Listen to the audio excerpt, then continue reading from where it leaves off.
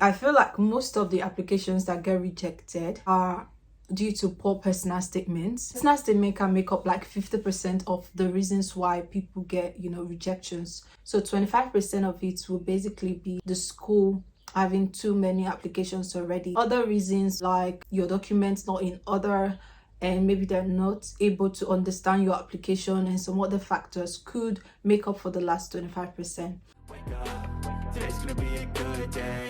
Wake up, today's gonna be a good day. So personal statement is that important because there was this particular school that I applied to using a personal statement done by my client, and they didn't give us admission. But guess what?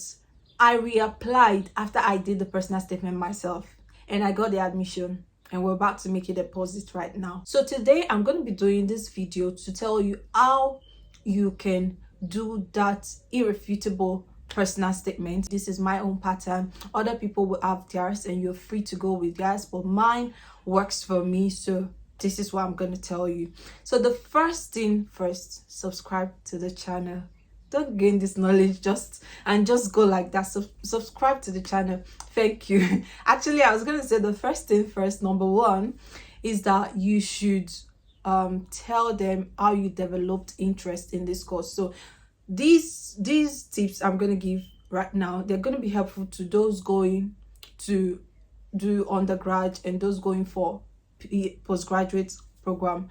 So if you're someone going for your undergrad, you want to tell them how you develop interest, maybe as a child or as a teenager, how this interest started in your secondary school days. If you're someone going for masters, it could be that in your childhood you didn't have interest in this, but if you're a storyteller, personally I'll tell you to connect it to your childhood, maybe from your teenage years when you were about going into science and art. That was when you develop interest. So I'm going to give an example in personal statement that I've done for clients. For example, someone who's going to nursing, I would say that, I had this big sister who went to school to study nursing, or my aunt who went to school to study nursing. My father was the sponsor, and she would come back, and because she lives with us, she would start like practicing nursing skills on us, like trying to put a cannula, trying to do plaster, acting as though she wants to inject us, just so she could be, more confident in her skills. And seeing those things, actually I didn't know they were building this interest in nursing already in me. And when I got to secondary school, where I had to make a choice between the arts and science, I had to go to science because I felt I would be interested in nursing, even though I didn't know so much. But my sis will always be telling my dad about nursing, their modules and the rest of them. And as a child, I really didn't understand so much, but I was just picking interest. Those things were just building interest in me. So I'm saying this, but you can actually, it's not as if you're going to put everything together in your personal statement.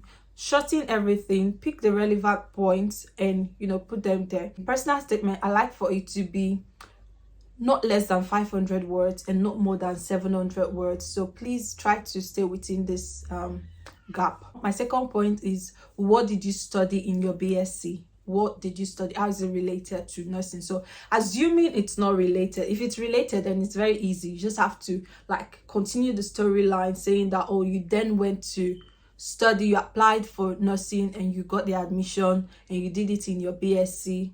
Okay, but if you're someone who is going for a course that you didn't do in your BSc, you then want to maybe say that your parents influenced you to study something else because they had this influence over you. They're the ones to pay your fees and the rest of those, and so you had to now go and do a different course. Or you could come in this direction and say that, you tried to get nursing several times, you put out your application for 2 years, maybe those years that you stayed at home, even though that wasn't the initial thing you were doing, but you tried to get an admission to study nursing and it didn't work for you, and so you actually got an admission to study maybe science lab technology, and you had to go for it because you felt age wasn't on your side anymore and you had to go for that. And now you want to then talk about, let's say you went for a different course, for example, in the second point, Now it will then lead you to the third point. What are the things you've achieved that are related to this particular career path you've chosen right now? This nursing you want to now go for, what have you done so far? Fine, you went to do science lab technology, but now what did you then do? So you can then talk about that you actually like worked with NGOs that were into like health and care, community outreaches, and the rest of those. You volunteered with them and you offered care to people, and that's just like kept building that flair for nursing in you, even while you were studying SLT or while you were studying law or something else. That's passion for nursing was still being built, and you were still able to provide care to people. If you have a work experience, fine, you start working as a nurse. If you don't have a work experience, maybe you're just coming to do your MSc immediately after your BSc, you want to then let them know that you are coming to do your MSc because you want to like be more vast in this thing, more confident, know more. So that leads me to the fourth point. What do you want to learn? Actually, you want to do MSc in nursing, right? This is a very important part. It tells them that you are not just about coming into the country, you're not just about studying nursing, but you've got specific things that you want to study when it comes to nursing. So how I like to do this part is to go to the school's website, check the module for nursing, and see what's the course outline. You want to see what have they planned out for the MSc nursing, what do they plan to teach, and then you're picking out some points. Oh, they plan to teach about care, they plan to do like 150 hours of placement, or they plan to teach you about catheterization, they plan to teach you about venipuncturing. No, you're just picking out these things, and then you relate it in your own way to say that these are the things you plan to learn while you're on this program. So you would then, tell them that this part should quite be detailed, maybe up to 100 words. And, after telling them what you hope to learn, the next thing you want to go into now is, why are you the preferred candidate? Why should we give you a slot? Why you? We've got like 2,000 applications for this particular course, and we are only able to take maybe 1,000 or 500, for example. Why should it be you? So this part is actually more about you selling yourself right now. So you want to tell them you chose this school for specific reasons, and that's why they have to like give you the admission. So you tell them the reasons just briefly, and then you bring out your qualities. Maybe you've got integrity, you're a reliable person, you're a studious person, you put your mind into whatever you choose to do, you're committed to your studies, achievements you've had. If you ever had maybe academic awards and the rest of those, you have to then bring them out in this point, just so you are presented. Don't undersell yourself, please. Hype yourself. This is the time to hype yourself. Give them reasons to choose you over other candidates. So that leads us to like the sixth one. It's not compulsory, but if you've got achievements that are related to this career path, maybe for example you've got certifications, or you've got you were recognized for doing something in your community. For example, if healthcare is something you're going for, you were recognized for healthcare, humanitarian stuff, just ship it in and let them know.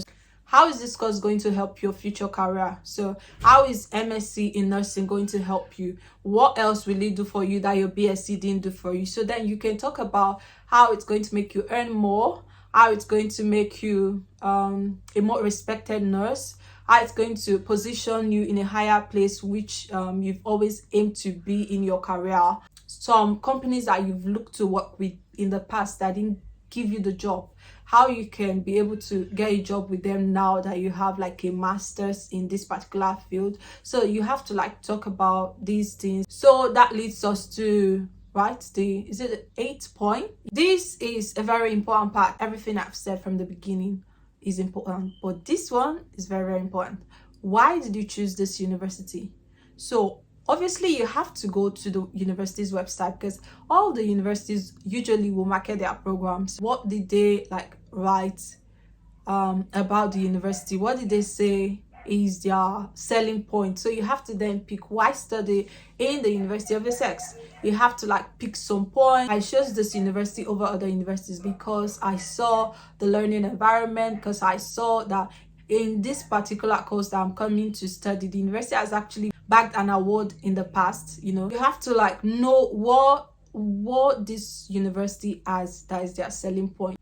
The friendly environment. You want to talk about students from different backgrounds. You want to talk about this course offering you placement in nice places, or you want to talk about the school being in maybe in a very strategic place in the UK, for example, or the school being in the center of the country, the school being in a countryside and you love countryside, the school being in a city and you love city life and you want to experience life in a city, placement in a city.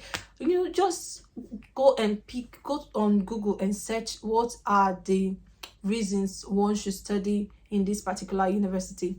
And last but not the least is the ninth point. So the ninth one is actually why this country. So for the UK, if you're someone watching this video because you want to study in the UK, you might want to talk about the diversity in the UK. You might want to talk about, because you know that the UK welcomes people from different backgrounds, and so you hope to meet people from India, from other countries, and get to understand them better.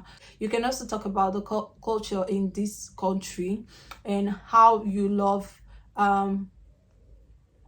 the royal family. For example, if the school you're going to is somewhere close to the castle, maybe you want to talk about that you plan to like visit that place. Talk about places you plan to visit, maybe places that are not so far from your school. And you also want to talk about job opportunities. So talk about it that people you've seen graduating from this particular country, they find it very easy to get jobs. Also, that could be because the certificates are globally recognized. So just like put all of your points together. This could just take like 50 words.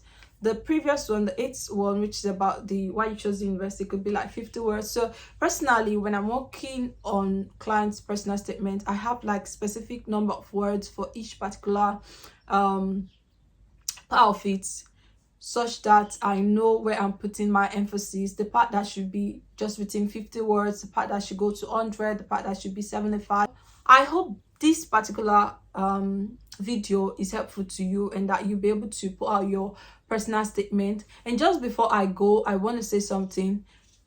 Your grammar and your spellings are very important. There are free tools online that can help you check your grammar, paraphrase your work, and plagiarism is also a thing. Don't copy anybody's personal statement. That could be a very big reason why your personal statement would be rejected, because the plagiarism checker in this country is top notch. I feel like they can figure out anything you've done. So don't copy another person's personal statement idea or their words. So get your idea. You're unique, you've got your own lifestyle, you've got your own history. So put yours together and do that personal statement. Remember, your grammar and your spellings are very key. So get someone to also review your personal statement. And if you need help writing your personal statement, my team can do a very good job. Trust me, we'll give you that personal statement and you will not be rejected. And I want to say thank you. Don't forget to subscribe to the channel. Don't forget to get my book about the UK health and care worker visa, those looking to relocate to the UK to work as nurses or care assistant. I have a book that goes for less than £4, less than 45 Ghana cedis, less than 3,000 naira, which is just about 2,000 naira. So quickly grab that book, get a job, get a visa, and thank you.